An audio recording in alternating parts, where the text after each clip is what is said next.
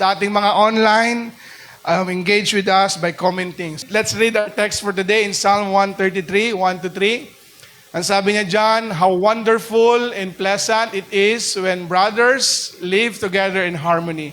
In verse 2, for harmony is as precious as the anointing oil that was poured over Aaron's head, that ran down his beard and unto border of his robe. In verse 3, read on.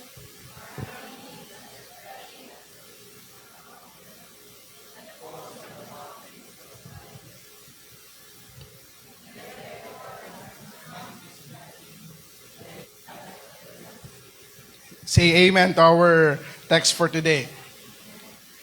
And sabi niya sa verse 1, how wonderful and pleasant it is when brothers live in harmony. Pakisabi po harmony. Ano ba ang harmony? Harmony brings joy. Amen? Brings health to our community. Alam nyo, ang harmony po, ibig sabihin, in other terms, is unity. Amen? Unlike fighting or anger.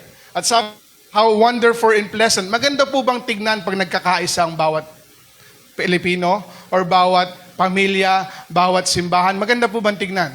Ang sabi niya, how good, how wonderful and pleasant. And my title for today is the power of community. Pakisabi, power of community. Masaya po ang Panginoon pag nakikita niya nagkakaisa, mas lalo na po ang simbahan. Amen?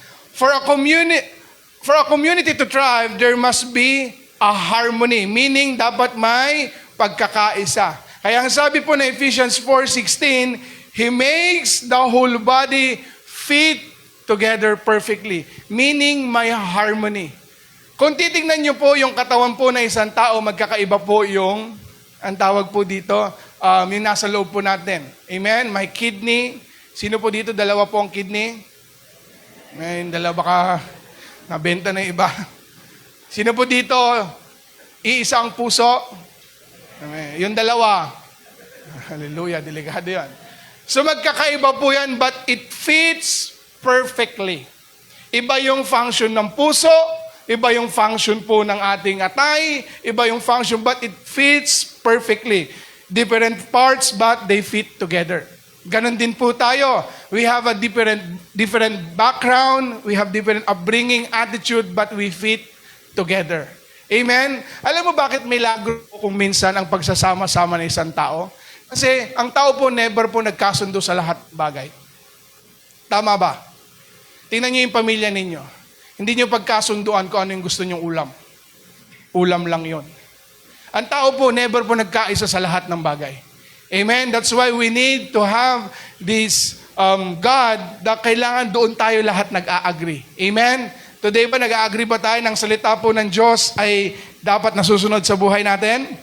Amen? So sabi niya, He makes the whole body fit together perfectly, meaning there is a harmony as each part does its own special work and it helps other parts grow, meaning they complement to one another. So the whole body is healthy, growing, and full of love. The community will be a healthy and thriving and full of love if there is unity. Mga kapatid, wala po tayong matatapos kung hindi po tayo nagkakaisa.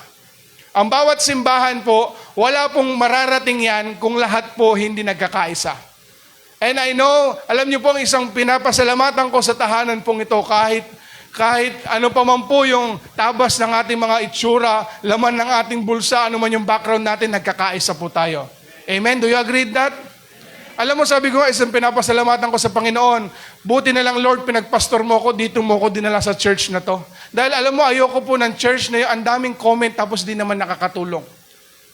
May taong bang ganun? Nakakilala kayong ganun? Amen? Di ba maraming taong ganun na ang daming sinabi? Tanong, may tinulong ka ba? Wala. Amen. So unity is important. Pakisabi unity. At napakaganda pong masdan na ang community of believers nagtutulungan. Kaya sabi niya, the whole body fit together perfectly. That's why the enemy works so hard to hinder unity in those who believe in God. In John 17:23, ilagay natin sa John 17:23. Tingnan niyo po itong prayer ni Jesus. Dito nagpapatunay na gusto ng Lord ng unity, ang kaaway gusto niya division. Tatandaan niyo yan, God wants unity but Satan wants division. Kaya lagi niyang dinidivide. Sabi niya, I am in them and you are in me. May they experience, basa ano sabi niya? Such perfect unity that the world will know that you sent me and that you love them as much as you love me. Ang gusto ng Diyos is perfect unity. Amen? Pakisabi, thank you Lord for unity. At alam niyo ba that we are part of global enterprise? Alam niyo po ba yon? We cover, that covers everything from birth to death. Alam niyo po ba na simula sa pangkapanganakan hanggang mamatay kayo, magkakasama tayo? Alam niyo ba yon? Pag nagkaanak ka, kami magdededicate sa anak mo. Amen. Pag nagkasal yung mga anak mo, kami din magkakasal. Pag ililibing ka na, kami na rin maglibing sa'yo. Package to. From birth to death. Amen. Amen ba? Kaya wag kayong from birth to death. Kidding aside, we are part of global enterprise na kino-cover natin lahat yan from birth to death. Kahapon may dinedicate tayong bata. Amen. I pray na 15 years from now, sila na rin nakatayo dito. Kasi 15 years from now, ilang taon na ako? 35 plus 15. 50? Oh, matindi. Golden na yon. Naway, kung paano ako sumigaw ngayon, ganun pa rin ako sumigaw 15 years from now.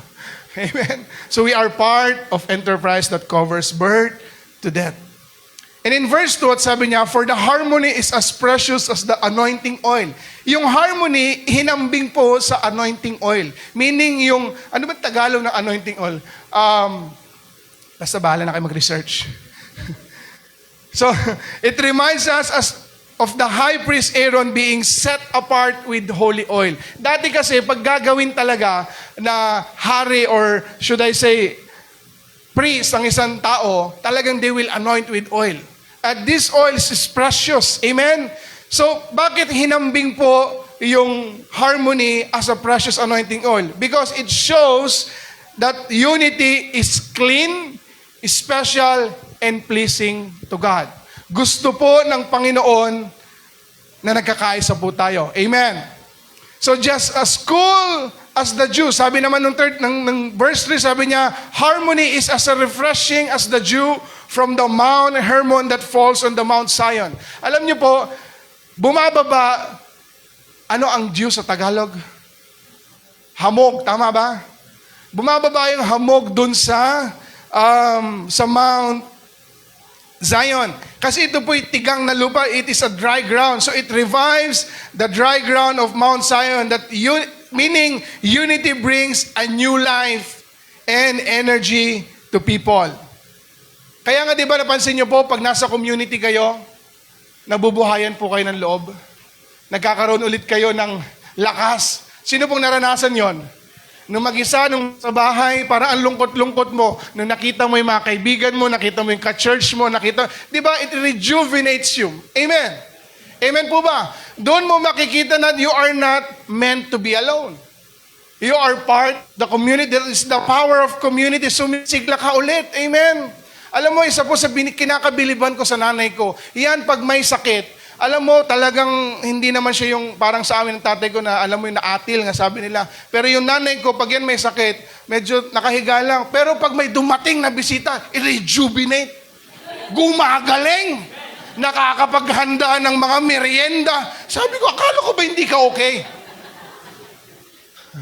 Sino pong mga nanay na guilty? Amen. Kaya, habi ko, alam niyo, wag niyong bigyan ng paracetamol, kuha kay bisita. Gagaling yan. It pwede ba natin palakpakan si Lord sa mga nanay natin? Nare-rejuvenate, sabi ko, yung pala yung solusyon. Kaya kayo pa may mga asawa kayo, alam mo yung solusyon, may sakit ka, halika. Tawagin ko si kumari mo, gagaling ka. So doon mo makikita that there's power in community. Amen? There's power in community. Amen ba? Tingnan nyo, mga nanay, ganyan talaga yan. May biglang kakwentuhan eh. Amen? And verse 3, at sabi niya in the last part, and there, the Lord has pronounced His blessing, even life everlasting. So hinambing niya yung unity precious oil. Now, sabi niya, He pronounced His blessing and even everlasting life. So unity attracts God's blessing. Kung may pagkakaisa po na bibless po, blinibless ng Lord, ang tahanan, ang church, lalo na po ang bansa. Ngayon, ako naniniwala ako, alam niyo ba't walang blessing sa Pilipinas? Walang unity. Kaso dito, impeachment dyan, dito, baha dito, ang dami. Amen. Kaya wag tayo magtaka bakit hindi nabibless ang bansang Pilipinas, because unity attracts God's blessing. Where people live together in peace, God commands His favor and eternal life. Kaya makikita mo na ang isang lugar na pagpapala pag may pagkakaisa. Ang bawat barangay, ganun din. Amen? Ganun din ang bawat simbahan. Mas lalo na po sa pamilya.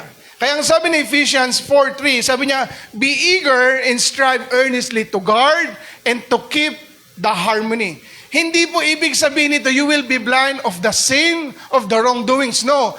Hindi ganun ang unity. Unity means you eager to strive earnestly to guard. Meaning, susolusyonan mo yung mga problema na nakakasira sa unity ng family mo, sa church. Amen? Hindi yung pinapalagpas mo lang. Hindi yung tinatago mo under the rug. Kasi ang mga bagay na hindi sinusolusyonan, pag linagay mo under the rug, pag hindi nyo pinag-usapan, alam mo, it will explode. Kasi pag tinago mo, pwede mo ilabas yan. Ang gagaling pa man din ng babae sa ganyan. Papalagpasin, tatago muna sa taol. Diyan ka lang, magagamit ka din.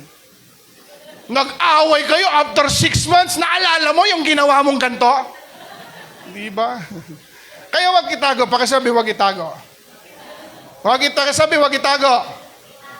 Solusyonan. Ang sabi, be eager and strive earnestly to guard and keep the harmony and oneness and produced by the Spirit in binding power of peace. Ang gusto ng banal na Espiritu, siya yung nagbigay ng kapangyarihan to sustain our peace. Amen. Pakisabi, Lord, have peace in my family, in my ministry, in my country. Amen. Ako, wala po ko isang dalangin ngayon kundi magkaisa buong Pilipinas. Kasi alam mo, pag nadi-divide ang isang bansa or church or ano pa man, natutuwa si Satan. Amen? He wants division. In Tagalog, sabi niya dyan, pag sumikapan ninyong mabuti, naingatan. Meaning, iniingatan pala ang unity. Hindi binabaliwala. Hindi porket nagkakaisa kayo, pabaya ka na. Nakukuha niyo ba? Di ba? Sometimes, okay lang yan, nandiyan naman si sister. No, hindi mo pinapabayaan. Ang unity, dapat iniingatan. Tama po ba? Hindi ka dapat nare-relax. Napansin niyo ba, may mga time, di ba, dumating na po ba kayo sa buhay ninyo na ang ganda-ganda nang nangyayari sa buhay ninyo? Then, isang kisapan lang, ba't parang ang gulo nyo na? You know why? Hindi nyo iningatan. Nandyan pa po ba kayo? Nag-relax tayo. Pinabayaan natin. Sabi niya, ingatan ninyo. Pag may mga asawa kayo, ingatan ninyo. Yung kapayapaan sa loob ng bahay. Maniwala ka sa akin, masarap mabuhay pag may kapayapaan. Amen? Amen. Yung darating ka sa bahay na alam mo payapa. Hindi yung darating ka, naku, ito na naman tayo, hallelujah. Amen. Dapat iniingatan, pakisabi ingatan. Kaya nga po, ang unity, we should not take it for granted. Dapat iniingatan natin, panatilihin natin yung pagkakaisa. At sabi niya dyan, at pagbubuklod-buklod na mula sa Espiritu. Meaning, the center of the unity is the Holy Spirit. At sa pamamagitan ng nagbubuklod-buklod na kapangyarihan ng kapayapaan. So, there's power in peace. Amen? There's power in peace. Naniniwala po ba kayo doon? If you want a thriving community, there should be peace. Amen? Ang hirap pa yan ng may kapitbahay na kaaway. Amen? May one time, may narinig po ako, sabi niya, I don't know sino na to. May kapatid tayo, sabi niya, alam mo ba, pastor, pag bumibili po kami ng mga gamit, binibili po namin ng hapon, sabi niya, tapos gabi na po namin pinapasok. Sabi ko, bakit? Kasi inggitera po yung kapitbahay namin. Imagine mo, TV. Kinento niya to, ha? Sabi niya, binili namin TV, pastor, 55. I don't know, it's 55 inches. Tapos, in-stay muna namin sa sasakyan. So, nung sumilip kami mag-asawa, nung tulog na sila, doon namin pinasok. Imagine mo, sa'yo naman yun. Para kang magnanakaw na nagpapasok. May kapangyarihan ng kapayapaan. Amen? Kaya alam niyo, pag papastor kayo, marami kayong malalaman na kwento. Madami. Nakakatuwa, nakakaiyak, nakakainis. Madami. Kaya pag may plano kayo magpastor, masaya po ang buhay ng pastor, maraming kwento. Imagine mo, sa'yo naman yun. At least na-share ko sa inyo. Nailabas ko na. Amen, mahirap. We need peace. Pakisabi, we need peace. So what is community? A community is a group of people who live in the same place or share the same goals, interests, or background. So it gives people a sense of belonging, support, and shared identity. Kaya nga pwede rin pong magkaisa ang mga taong makasalanan. Tama ba? Kaya nga may tinatawag na mafia, may tinatawag na sindikato, lahat yan nagkakaisa naman yung mga yun pero sa ibang bagay. Amen. And tingnan mo, yung mga lasenggo, di ba? Walang salita-salita yan, tinginan lang yan, inuman na mamaya yan. Naging may unity, di ba? Yung iba walang pera, may pampulutan. May unity, tama ba? Naalala ko nga, di ba, meron pang mga gusto lang makainom, nagnanakaw ng manok, di ba, pinuputol. Nagdaan po kami sa ganon. Dumaan lang sa'yo, uy, ito na yun, pak. So, kung titingnan natin, dapat yung unity natin, it should be a godly unity. Amen? In the Bible, community means a group of people united by faith in God and shared love and mutual support. So yung center ng unity natin is the Lord. It is our faith. It is God. Hindi sa akin, hindi sa kung kanino pa man, it is God. Pakisabi, it is God. So it goes beyond simple friendship and it becomes your spiritual family. Hindi lang tayo magkakaibigan dito. We are now a spiritual family. So kaya nga po may concern na po kami sa inyo. Amen? At ganun din dapat kayo sa loob ng simbahan, sa mga kasama po ninyo. Kaya nga ngayon, inuugali na po natin yung magkilala ang bawat isa. Amen? Because this is your family. Baka hindi nyo alam, may mga kapatid tayo nagbibenta ng saging dito, bili kayo ng bili ng saging sa iba. Di ba? At least, pag bumili ka ng saging doon, pag bulok, pwede mo ibalik. Nagluko ni sister rin, Ted na makanya ko, ko. Biro lang yan. Ba't ba kung saan ba ako napupunta ngayon? Amen. Naalala ko kasi, may one time, tong tatay ko, may problema sa SIM card. Sabi niya, sino nga tatimang tulong kanyang tanong? Kasi ito, mahal na mahal niya yung number niya. Kabisado ko pa hanggang ngayon yung number niya. Simula ata nung bata ko hanggang ngayon. Kasi pang tatay mo pulis, papakabisado niya yung number niya. So, yung number na yon tagal na. Years na, halos mas matanda pa sa iba rito. Sabi niya, kasano nga nga ma-retrieve dito eh. Nagpo-problema siya. Sabi ko, hamo kaya nga amo nga ni Brother Castica Dajay. Ay kasi tinawagan niya, napadali yung buhay niya. Because you are a family. Alam nyo, ang godly connection, gawayan ni Lord. Sometimes, we are pursuing connection that is worldly. Gusto mong lumapit kay congressman, kay mayor, kay vice mayor, kay sino pa mang Poncio Pilato, kasi gusto nyo ng power. No. Alam nyo ba, there's power in godly connection. Ako, kahit hindi ko nakilala lahat ng nakaupo, basta kilala ko si Lord at ang mga tao ng Panginoon. And because there's power in it. Before, don't get me wrong, dati gusto ko yon. I was raised up with influence because ang tatay ko may nasa police force. Pero, doon ko na-realize, na alam mo ang mga worldly connection, yung mga tao yan, di maaasahan yan. Magkakalaglagan lang. Tingnan nyo yung Senado. Di ba? Ngayon, kakampi mo, mamaya hindi. Kaya sinasabi nila yung politika natin, di ba? Parang balimbing. Bakit? That's the worldly connection. That is not godly connection. Amen. Kaya huwag kayo nagtitiwala, kaya sabi ng Lord, curse is a man who trusts in people. Kaya lagi tayong, ang tawag dito, kaya lagi tayong, ang tawag doon, yung nadidismaya. Amen? You should have your spiritual family. Amen? But sometimes, God can use this, yung mga unbeliever, para i-bless tayo. Okay yon. Pero dapat we push in our spiritual family. So believers connect to help each other. Gusto ng Lord, nagtutulungan tayong lumago, share their lives, and show God's love to the world. Sa Tagalog, nagko-connect po tayo para magtulungang lumago. So ang goal natin, lumalago dapat tayo parehas sa Lord. Amen? Hindi yung ikaw lang, because that is not Christianity. Kaya ang sabi ng Lord, love thy neighbor. Amen? At the same time, para ibahagi yung buhay natin at ipakita yung pagmamahal ng Diyos. In 1 Thessalonians 2, it says, we love you so much that we shared with you not only God's good news, but our lives too. Sinabi ni Apostle Paul na hindi lamang yung salita ng Diyos, kundi kahit yung buhay namin. Kaya nga po kami, we are opening our lives to you. Pero hindi dapat lang kami. Dapat kayo din. Amen?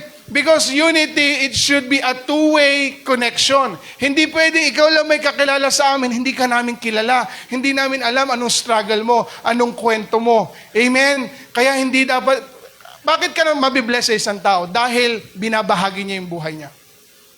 Amen ba? Doon ka mabibless pag binahagi mo yung buhay mo. Kaya nga po mga kapatid, let us not be afraid to share our lives. Disclaimer lang, I understand na marami sa atin, we share our lives pero chinismis ka. Tama po ba? Kaya marami ngayon takot na. Pero parang awa nyo na, pag nandito ka sa loob ng church na to, you will be disciplined. Pag chinutsu mo ang isang kapatid mo, you will be disciplined. I'm giving you a warning. Mayroon pa kayong panahon para umalis sa church na to. Yes. Why? This is your family. Tapos i-chismis mo lang. That's not a godly na pag-uugali. Nakukuha niyo po ba? Amen. Ang sungit pala. Oo naman. Seryoso ako doon. You know why? Because that is your family. You need to protect your family. Kaya tayo, pag pamilya mo, you need to protect it. Hindi mo pinopost, hindi mo sinasabi. Kaya mag-iingat po kayo ng bibitawan ninyo. Amen? That's why you need to pray for it bago nyo bitawan. Hindi porkit close kayo, okay na yon. Hindi requirement na close kayo kasi kung minsan kaya masakit kasi kinento mo sa close mo, yun pa yung hindi mo alam may networking pala siya. Na yung balita nagta-times 10 pala. Amen? Share your lives. It's okay to be vulnerable. If you're struggling with vices, share it. Hindi ko sinasabi pangalanda ka mo, pero ikwento mo. Pastor, paano kaya to? Pastor, hindi kami okay na mag-asawa. Pastor, hindi kami ganito. Ganun din. Unti-unti. Kasi alam niyo, hindi kayo matutulungan na hindi namin kilala ang buhay ng bawat isa. Amen po ba? Pastor, ang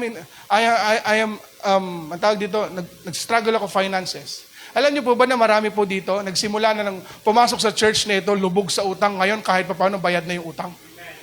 Amen? Sino ba pwede ba ito palakpakan si Lord? Naalala ko dati, puro yung nasa bukang bibig nila, utang.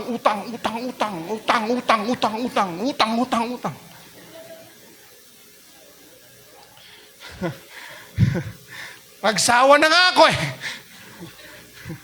Sabi ko, gusto mo mawala yan. Itigil mo yan. Ayoko na. Kaya masaya maging pastor. Amen po ba? Let us not be afraid to share our lives. Dati, meron po dito, nag-struggle yung family nila. Ngayon, buo na sila nag-church. I don't accredit this into me, but I credit it to the Lord. It is God who making it grow. Amen? Yung iba sa inyo nun, hindi kayo makarunong magtaas ng kamay. Ngayon, kahit pa paano umangat na. Amen? Yung iba nagsimula sa ganito eh. Dito muna tayo. Angat yan. Kaya ako, mabibless ako pag ganun na. Di ba? We share our lives. Kaya nakakatuwa pag may community. There's power in community. Nakikita mo nag-grow ang bawat isa. Amen? Pag nakikita mo nag-grow ang bawat isa, natutuwa ka. Kaya tingnan niyo po ang nangyari sa Acts 2:42. This is the believers nung finorm nila yung community nila. In verse 42, sabi niya, all the believers devoted themselves to the apostles' teaching, to fellowship and sharing the meals, including the Lord's Supper, and to prayer. Saan daw po nila dinevote yung mga sarili nila? Una, in apostles' teaching, meaning the Word of God. It is in salvation. Kaya mahalaga, when we have a community, unang dapat natin pinag-uusapan, yung salita ni Lord. Amen? Hindi yun pag nagkita-kita kayo, chismis. Amen? Magkamustahan kayo, pero wag niyo nang i-extend. Alam niyo naman na yan eh. Amen po ba? Amen. Ay, alam mo ba, may heart issue. Hindi ganon, si Lord muna. Kaya nga pag nag-Bible study tayo, ang center, yung salita ni Lord. Amen? Sumunod, fellowship. Alam niyo po anong ang word na fellowship, it translate in the Greek word koinonia. Meaning, it is a close sharing. Ito yung sinishare mo na yung buhay mo. Mutual participation in deep unity. There's deep unity in fellowship. Kaya alam niyo po, I don't know kung naka-fellowship na namin iba dito, but when we do fellowship, when we do coffee, kain, we ask you, tinatanong namin, kinikilala namin kayo. Kaya nga tayo, pag nag-fellowship tayo, alam niyo, ang dapat dating tinatanong is yung mga kapwa nating Kristiyano, hindi yung ikaw lang yung nagkikwento. Amen. Kaya alam mo kung minsan, nakakita na ako ng ganon, na parang nag-fellowship sila, siya lang naman yung bangka ng bangka. Amen. It's a mutual. It's a deep unity. Amen. Dapat nag-share kayo. For early believers, it means actively sharing their lives, faith, and physical resources to care one another. And their share meals. Amen. Nag-share sila ng mga pagkain, hindi sila nagdadalmutan. Ito, gusto nyo ito. Amen. Kaya pansinin ninyo, pag may kainan, dumadami ang tao sa church. Dumudoble, di ba? Parang kulang na yung 100 lang tayong member dito, ba't ang dami nyo? Di ba? Kaya, alam mo, sabi nila, gusto mo lumaki ang church, marami na, lagi daw may kainan. Sabi ko, grabe naman. Amen, they share meals. And prayer. Amen. Hindi pwedeng salita lang ng Lord, hindi pwedeng fellowship lang, hindi lang puro kain, kundi dapat may panalangin. Mga kapatid, I want you to be encouraged. You should be in prayer with your co-believer. Pag prayer meeting, ang dami namin, matindi. Mga nasa 15, di ba? Pag Sunday, ang dami natin. Pag prayer gathering po ng Sabado, 5 p.m., kaya nyo na yan. Sa bahay na lang kami mag-pray. Tutot mo. Di ba? Look at kung anong ginawa ng mga early believers. They pray together. In 43, sabi niya, a deep sense of awe came all over them. Alam niyo po, makikita ninyo yung ginagawa ng Diyos when we have unity.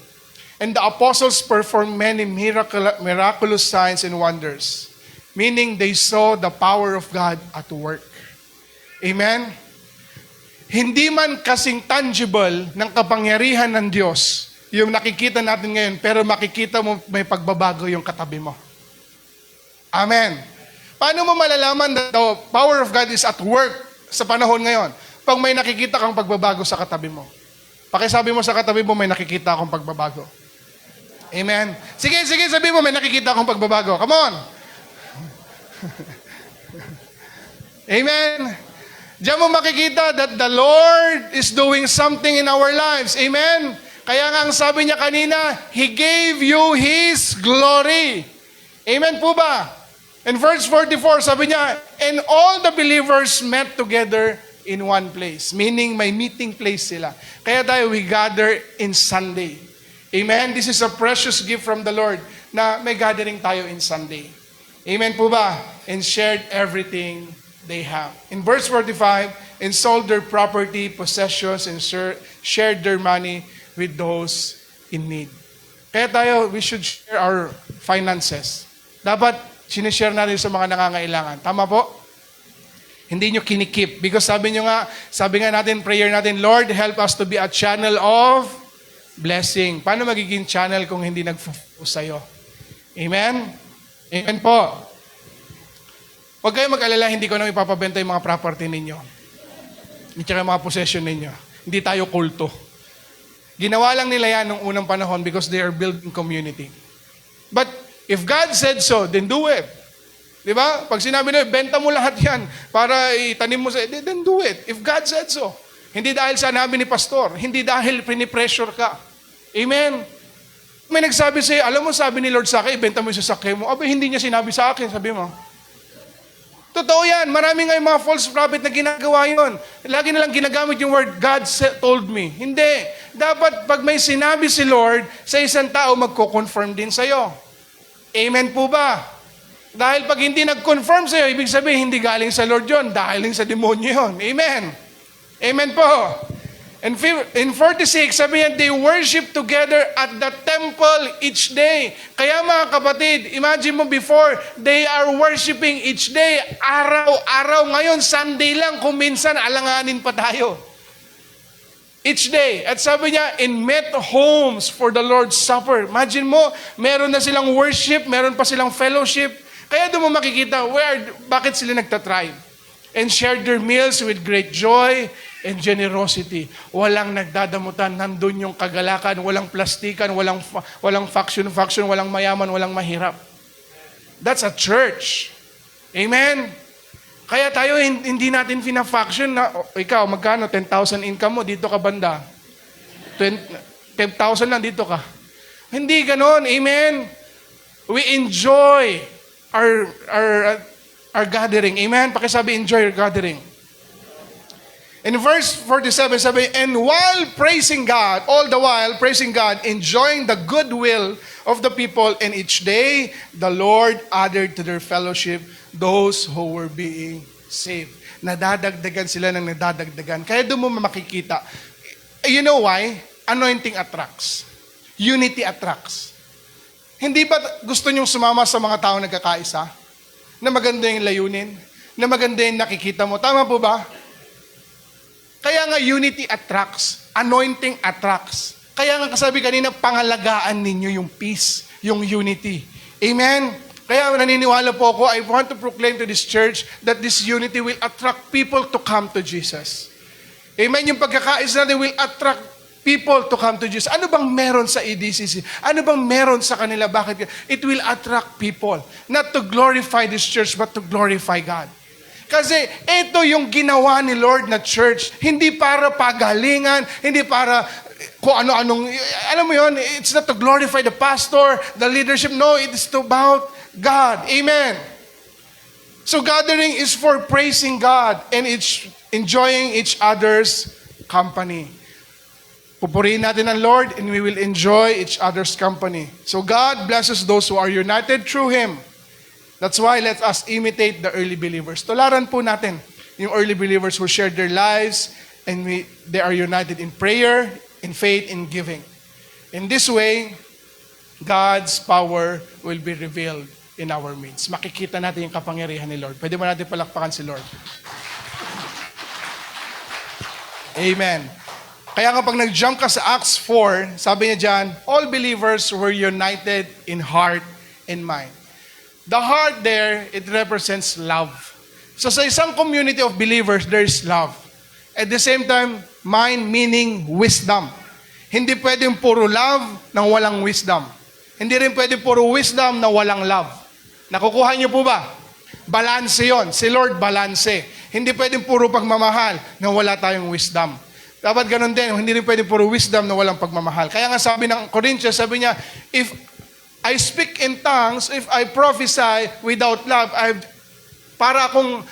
sabi niya, I'm just people or a person who is a clanging cymbal. Maingay lang. Dapat kasi laging may love. Amen? May kasamang love. Pagkasabi may kasamang love. At sabi niya, and they felt that what they own was not their own. Meaning, naramdaman nila na parang itong mga pagmamayari namin, parang hindi lang para sa amin ito. Iyon yung naramdaman ng early church. So they shared everything they had. This verse is not a merely forced unity. Hindi lang yung pilit na unity. This is a godly and a God-centered unity. Kasi yung para mag-share ng meron ka, doon mo makikita na God is at work. Amen? Kaya alam niyo po, hindi ko po alam kung anong laban ng bank account ninyo, estado niyo sa buhay, hindi ko alam kung anong mga bagay na pinagdadaanan ninyo, but I pray that you will become in unity in God, na pag tayo po ay may pangangailangan sa tahanan pong ito, tayo po ay magkakaisa. Amen? I want to testify to you, alam niyo po, yung sasakyan ng church, binili natin yan ng cash. Wala po tayong foreign aid. Amen? Mukhang foreigner lang meron. Wala tayong foreign aid. Binayaran po natin yung 750,000 cash. Amen. Kung bibilangin mo yon, hindi naman tayo ganun capable. Di ba? Tingnan niyo yung mga katabi ninyo. Di ba? Mukha lang may pera yan, pero wala din. Biro lang. Pero, tingnan mo anong ginawa ni Lord. Di ba? It's 750,000. Alam nyo ba, na nung naglabas tayo ng sasakyan, mataas ang gasolina. Doon mo makikita na grabe si Lord. Yeah. It doesn't make sense in the mind of unbeliever na bakit kayo maglalabas ng sasakyan? Alam niyo ba na may nagdi-discourage sa amin? Sabi nila, ay magastos yan, ganito yan, ganito yan. Alam mo, sabi ko sa sarili ko, sa isip ko kasi pastora din yung nagsabi, I rebuke you in the name of Jesus. Hindi ko sinabi pero sa isip ko lang. Ang dami niya sinabi, ginawa din namin yan. Ang dami ganito. Gusto ko sabihin, kayo yan, hindi kami. Si Lord, may plano si Lord, amen. Alam niyo bakit? Pag sinabi ni Lord, susuportahan tayo ni Lord. Amen po ba? Palakpakan naman natin si Lord. In verse 33, sabi niya, the apostles testify powerfully in the resurrection of our Lord Jesus Christ, and great blessing was upon them all. Binigay ni Lord. So there is power in the community of believers. That's why care for each other. Care for each other. Alam niyo, hindi tayo nagkakaisa. There's no power in community if we don't care for one another. Kung wala kang kapakialam sa katabi mo ngayon, delikado yon. There's no power in community. Amen? Pag may nakikita tayo naghihirap at wala tayong, sabi nga sa James, di ba? What is good? Sabi niya, pag meron kang nakita naghihirap, tapos sabi mo, God bless you, tapos meron ka naman, di mo binigyan. Di ba? There's no power in it. You can have all the unity in the world, but if you don't care for one another, walang kwenta. Amen. Yan ang church. Amen. Hindi, kaya naman nila yan. Kasi, dami rason. No, care for one another. Yung kaya natin ibigay, doon tayo magsimula. Amen po ba? Alam niyo po ba, nung nagsisimula kami mag-asawa ni Pastora Alma, walang-wala po kami, but we care for our church. We care for one another. Kung anong kaya namin ibigay. If it's prayer, we can do prayer. If it's finances, we do it. Care for one another. Amen. Dahil ang sabi ng 1 Corinthians 12:25-26, sabi niya, this makes for harmony among the members, so that all members care for each other. There is harmony if there is caring. Amen? We are not selfish people na pag may nangyayari sa church, may pangangailangan ng church, yung kapatid natin, wala tayong pakialam. Amen? We care for one another. Amen? If one part suffers, all parts suffer with it. And if one part is honored, all parts are glad. Pag may nagsasuffer, dapat tayo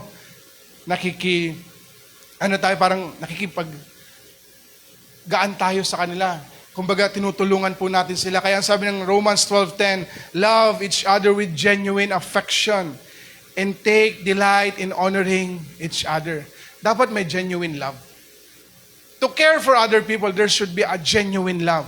Yung may totoong pagmamahal. Hindi yung pakitang tao. That's not love. Magkaiba ang pakitang tao sa genuine love. Alam mo ang genuine love? May makakita sa'yo o wala, gagawin mo. Yung pakitang tao, mas lalo sa panahon natin ngayon, pag hindi mo pinost, hindi nangyari. Di ba ngayon marami nang tumutulong? Rolling na. Amen. That's not a genuine love. Amen. Ito, take delight in honoring each other, meaning treating fellow believers with deep respect, high value, and selfless love. Kaya tayo pare-parehas tayo ng value sa Panginoon. Hindi lamang po dapat kami mga pastor ang ginagalang ninyo, kundi kahit yung kapwa nating Kristiyano. Hindi porkit mahirap yan, hindi porkit nasa low season of buhay niya, hindi natin sila rinirespeto. We should respect one another. Amen. Kung minsan kahit nakakainis man yung ugali niya, yes, we should respect one another. We should treat other people with a high value kasi namatay ang Diyos para dyan. Amen po ba? So that's why we care for each other because of genuine love. Pakisabi, genuine love. Knowing that they are our brothers and sisters in Christ. Kapatid natin yan sa Panginoon. So, ibig sabihin ng genuine love, a deliberately selfless choice to seek the well-being of others. It is a choice. Love is a choice. Pakisabi, love is a choice. Kaya sabi ng Galatians 6:2, share each other's burden. And in this way, obey the law of Christ. Because believers should actively help, support, and care for one another through heavy life struggles and emotional pain and temptation. Pag ang tao dumadaan sa mabigat na sitwasyon ng buhay niya, sometimes hindi nila kailangan ng pera. Ang kailangan nila presence. May tinatawag na ministry of presence. Naalala niyo ba yung mga kaibigan ninyo na nandyan sila nung babang-baba kayo? Doon mo makikita that there's power in community. There is presence. Amen? Pero doon mo rin makikita na hindi mo rin pwedeng gamitin para pang-utang na loob yun. Because it's a genuine love. Amen? Because anyone who, I want to address this, para balanse po tayo. Anyone who truly loves a fellow Christian does not take advantage of those who help them. Nangyayari po ito sa simbahan. Marami pong tinutulungan or tinutulungan ng isang tao, but sometimes they take advantage. Amen. Hindi po ganon. Pag tinulungan tayo, hindi dapat tinitake advantage. Ang mahirap, sino po nasubukan dito tumulong tapos nung next ikaw na naman? Kaya kung minsan ang hirap na tumulong, ano? Tama po ba? Amen. Hindi naman dapat natin tinitake advantage. Bakit ko gustong i-clarify po ito? Kasi, hindi na siya nagiging healthy. Amen po. Kaya kung minsan nagkakaroon na ng fear tumulong kasi natitake advantage na sila. At ganun din, pag tumulong naman tayo, we don't exploit people because of their needs. Tutulungan ko to para magkautang na loob sa akin. Naalala ko, meron po nagkwento one time, sabi niya, hindi siya makaalis sa church na yun dahil sa utang na loob. Sabi ko, hallelujah, mahirap talaga bayaran ng utang na loob. Hindi na siya nag-grow doon, pero dahil sa utang na loob. Yung utang na loob talaga na yan. Itigil yun yung utang na loob na yan. Amen? Balance dapat tayo. We don't take advantage, and then, we don't exploit people. Amen? So let's help one another. In 1 Thessalonians 4:6, sabi niya, and that is the matter, no one should wrong or take advantage of brothers or sisters, because the Lord will punish all those who commit such sin, as we told and warned you before. Kaya tayo, we should care one another in balance. Amen? We don't take advantage, at the same time, we don't exploit people. So having a community will make us feel more connected. Connected to whom? Number one, bibilisan na lang natin, connected to the people. Because every community is connected to people. Mas nagiging konektado ka sa tao pag may community ka. Amen? You will feel more connected if you have community. In Hebrews 10:24, sabi niya, let us think of the ways to motivate one another to acts of love and good works. Kaya po, for those who believe in the Lord, helping comes naturally. Hindi na dapat natin iniisip yung pagtulong. It comes naturally. Amen? Mas lalo pag may capacity po tayo. May kalakasan tayo, may binibigay si Lord. In Hebrews 13:16, ilagay mo nga brother yung sa Hebrews 13:16. Sabi niya dyan, in GNT translation, sabi niya, do not forget to do good and help one another because these are the sacrifices that pleases God. Hebrews 13:16, basa po tayo. 1, 2, 3, go. Do not forget to do good and to help one another because these are the sacrifices that pleases God. Yung paggawa daw natin ng mabuti, nakakalugod sa Panginoon. Pwede ba natin palakpakan ng Lord? Thank you, Jesus. In 25, sabi niya, and let us neglect meeting together as some people do. Meaning, konektado na po sila sa tao. But encourage one another, especially now that the day of His return is drawing near.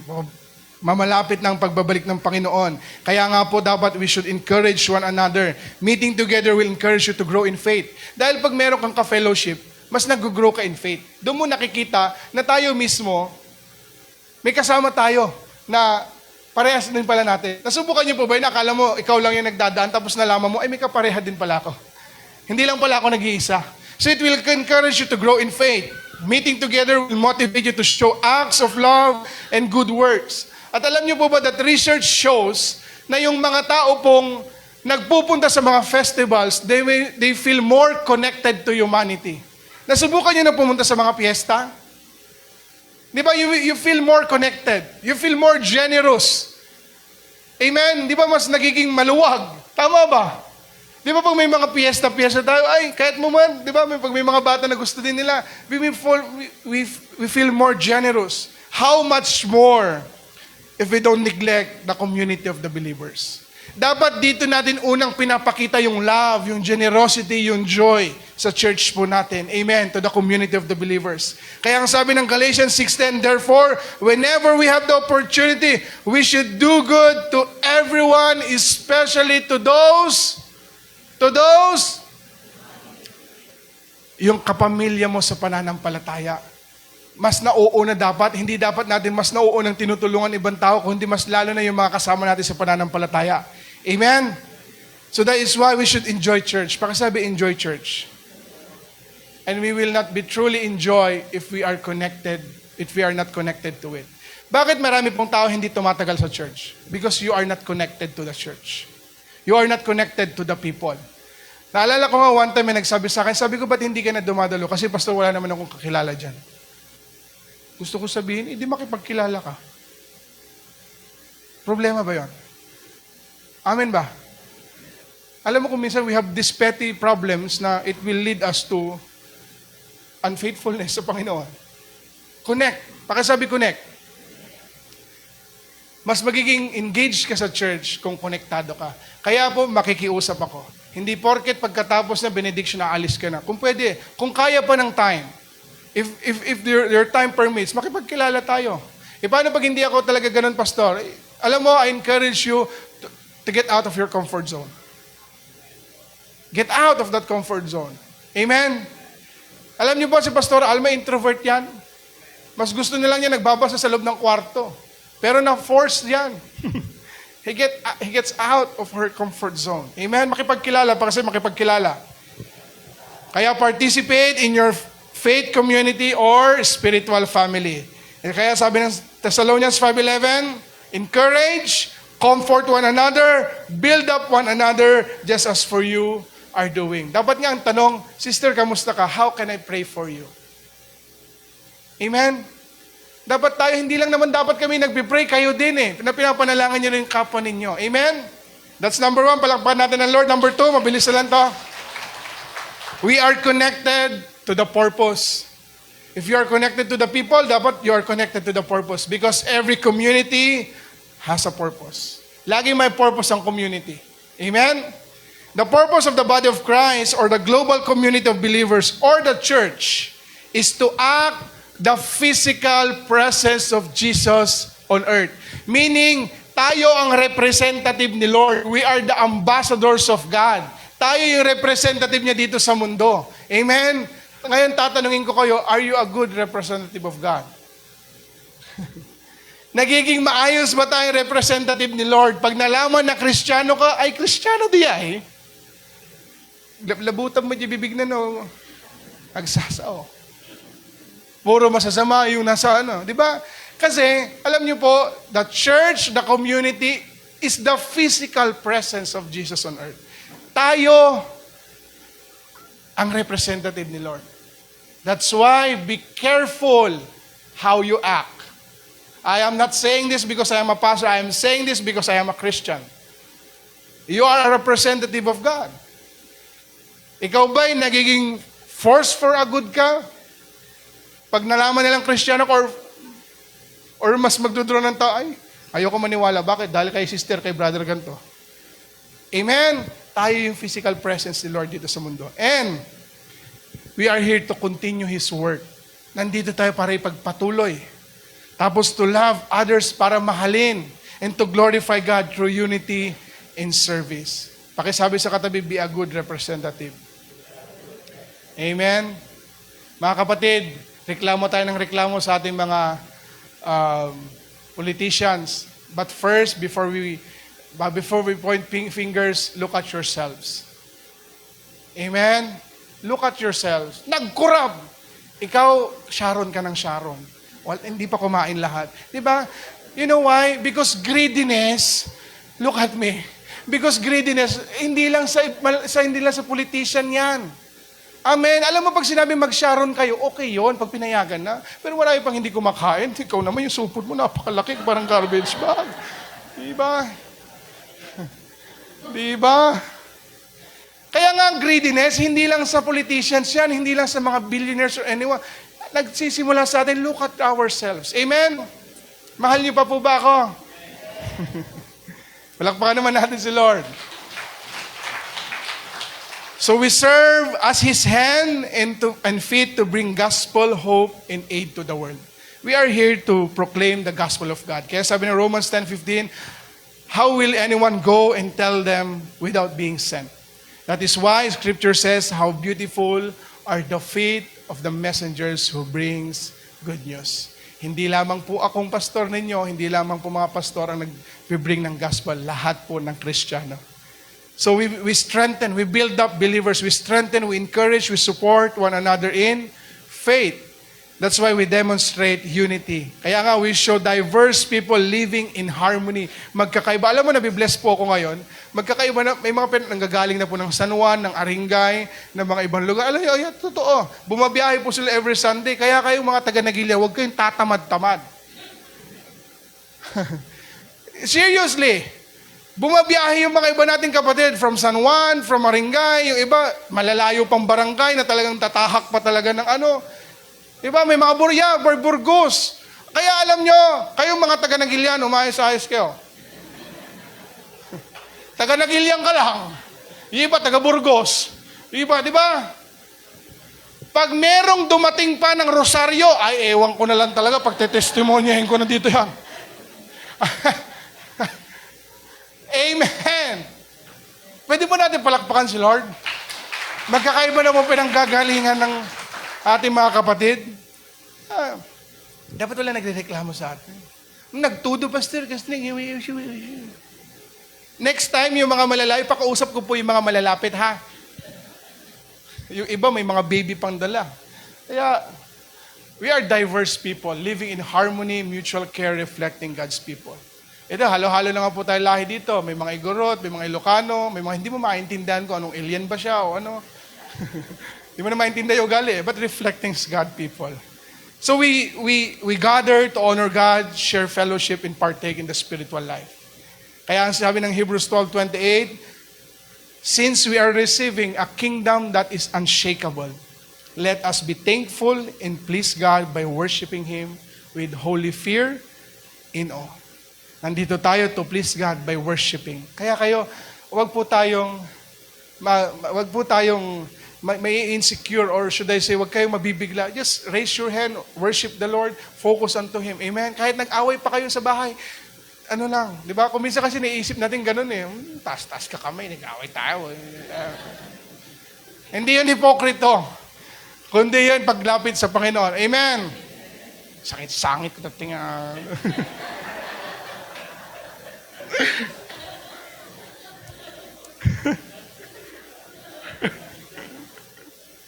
ayoko na nga, bakit ba ako napupunta?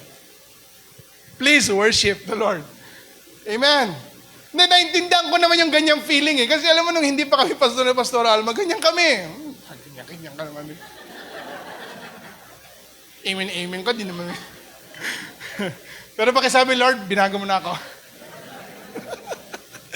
Kaya yung mga pinagdaanan din po namin, wag kayo mag-alala. Amen. Hindi kayo nag-iisa. Number 3, we are connected to the power source. Pakisabi, my source. There's always a source of unity. In John 15:5, sabi niya, I am the vine. Meaning, He is the source of life, power, and spiritual food. And you are the branches, sabi ng Lord. Because believers should receive their strength from the vine. Kaya ang sabi ng Bible, I can do all things through Christ who strengthens me. Galing sa Lord yung kalakasan natin. And sabi niya, those who remain in me, meaning you are keeping close in daily relationship with Jesus by trusting Him and following His word. To have more powerful community, it is not just a Sunday gathering. It is your fellowship with the Lord. Yung kanya-kanya nating fellowship. Yung nabibuild out na faith each and every day of our life. Then Sunday, magga-gather tayo. Just imagine the faith that we can have Pag lahat tayo nag-fellowship sa Panginoon, that have relationship, that we pray, we read the Word of God, and you bring it to the church, pag halo-haluhin mo lahat ng pananampalataya na yan, doon mo makikita ang kapangyarihan ng Panginoon. You know why? Bakit tayo nagiging, kung minsan, bakit tayo nagiging aloof? Dahil Sunday na lang yung time natin kay Lord. But if you do it each and every day of your life, believe me, this church will thrive. This community will have the power of God. Amen? Kaya I encourage you to pray every day. Do not be condemned to have your devotion. Pray unto the Lord. Read His Word. Obey His Word. Doon nagmamanifest yung kapangyarihan ng Diyos. Ngayon pa lang na hindi na natin ginagawa, nagmamanifest ng gloria ng Panginoon. Nakikita na natin ang kapangyarihan ng Panginoon. How much more when you do it? How much more when you're walking in it? Amen? Just imagine what the faith can do. Kaya napakaganda. Pag nagsasama-sama, sabi, how good and pleasant. And sabi niya dyan, and I in them, and they will bear much fruit. So showing spiritual growth as a natural result, being connected to Jesus. Doon nagkakaroon ng bunga pag konektado tayo sa Panginoon. Kasi pag paputol-putol, nakakainis, hindi nagpapatuloy. Amen? Ngayong ulan ng ulan, di ba nakakainis ang internet na paputol-putol? Tama po ba? Ganun din dapat tayo sa Panginoon. We should be connected to the Lord. We should be connected to the source. For the Bible says, for you can do nothing without me. We cannot do lasting spiritual work or save ourselves without God's help. Amen? In Colossians 2, 6-7, shall we all stand? Basahin natin po ito. Ang sabi niya dyan, and now, basa, and now as you accepted Christ Jesus as your Lord, read on. Meaning, we should be connected to the power source. And now you are accepted Christ Jesus as your Lord, you must continue to follow Him. Pakisabi, continue to follow Him. And in verse 7, let your roots grow down into Him, and let your lives be built on Him. Grabe, no? Roots grow down in Him. Be rooted to the Lord. Be rooted to Jesus. Be connected to the power source. And let your lives be built on Him. Yung buhay natin, we will build on God, not on money. Not on anything else. Then your faith, sabi niya, then your faith will grow strong in truth you were taught. Next mo. Then your faith will grow strong in the truth that you were taught. Kasi po, ang katotohanan dapat nag-grow yan. Lumalalim ka. This is not a one-time event. Dapat tayo lumalalim sa Panginoon. And sabi niya, and you will overflow with thankfulness. Pakisabi, overflow. Ito yung sinasabi ko po sa inyo kanina, the more mong naiintindihan, the more na nag-overflow yung pasasalamat sa Panginoon. And just imagine, each and every one of us is giving thanks to the Lord. Just imagine the power of community that is being grateful to God. Amen? The Bible says, if my people, in 2 Corinthians 7:14, if my people turn from their wicked ways and pray, I will heal their land. 2 Chronicles ba yun? 2 Chronicles 7:14, I'm sorry. Ilagay natin. Kaya dun sa pagkakaisa natin, dapat doon natin ginagawa, doon natin pinapakita. Because life can be miserable without God in the community of the believers. 2 Chronicles 7:14. Before we end, thank you, Jesus. 2 Chronicles 7:14. 7 Chronicles, not Corinthians. Hallelujah. Are you blessed by the word of God today? Sabi niya, basa tayo, if my people who are called by my name will humble themselves, pray and seek my face, and turn from their wicked ways, I will hear from heaven and I will forgive their sins and heal their land. Yan na naman, who are called by my name. Alam mo, tinawag tayo ng Lord. We are God's people. Amen? And our last verse, in Romans 12:4-5. Just our bodies have many parts. Each part has a special function. May gagalawan tayo bawat isa sa atin. Hindi man lahat sa stage, pero meron kang gagalawan. You are not meant to stay and sit at paupo at mangitlog na dyan. Hindi. Andito ka to be used by the Lord. That's why in verse 5, so it is with Christ's body, we are many parts of one body, and we all belong to each other. And we give a clap offering to the Lord.